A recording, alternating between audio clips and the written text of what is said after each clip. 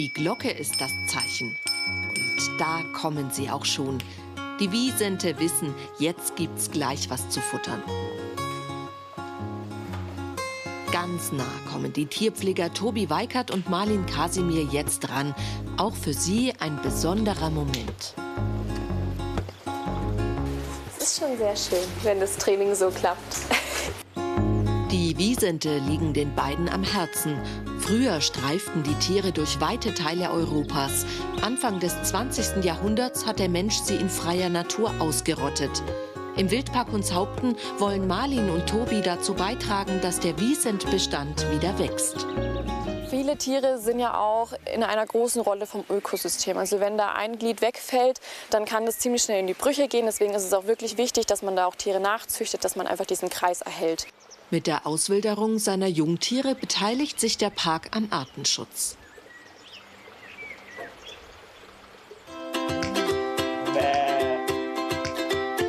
Marlin und Tobi müssen weiter.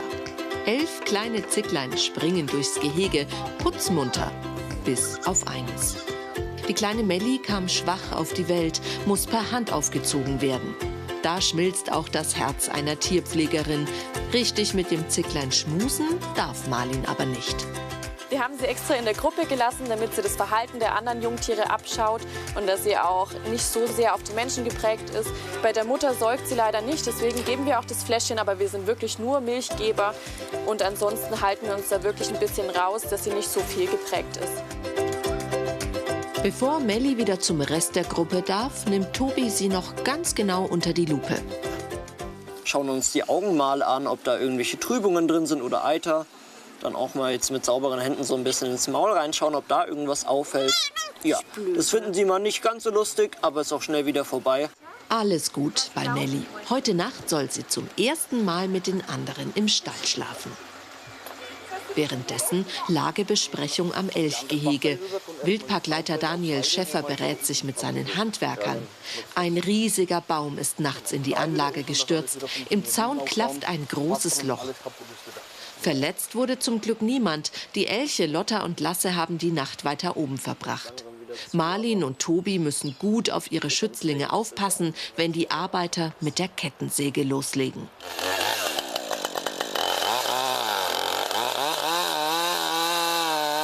Es ist nur so, dass, obwohl sie Fluchttiere sind, mit der Größe auch einfach viel Kraft und Gewicht dazu kommt.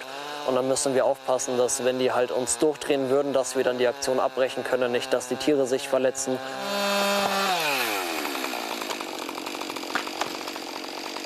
Aber Lotta und Lasse sind cool geblieben. Für ihren Traumjob verzichten Marlin und Tobi auf Feiertage und machen Überstunden, wenn ein Tier sie länger braucht. Bei Wind und Wetter sind sie draußen. Für sie normaler Alltag. Nur wenn ein Tier stirbt, ist es immer schlimm. Bei manchen Tieren kann man sagen, die sind vielleicht schon älter oder haben Krankheitssymptome gehabt. Manchmal passiert es aber auch blöderweise einfach über Nacht, dass irgendwas passiert. Und dann ist es schon sehr erschütternd, wenn man dann auf Arbeit kommt und auf einmal zum Beispiel das Bezugstier dann nicht mehr da ist. Zum Glück gibt es aber viel mehr schöne Momente. Beim Waschbärenfüttern zum Beispiel. Na, wo sind die anderen? Blockiert ihr den Eingang? Ja, auf jeden Fall. Das sind schon die Tierkontakte. Das ist schon ein schöner Teil vom Beruf. Aber so süß er auch ist, der Waschbär ist als invasive Art eingestuft. Er hat keine Feinde und frisst, was er kriegen kann, darunter gefährdete Vögel und Amphibien. Auch darüber informieren die Tierpfleger im Wildpark. Nach hier gehen. Hier sollen ab Herbst Kängurus leben. Als Praktiker bringen sich Marlin und Tobi auch regelmäßig in die Planung von neuen Gehegen ein.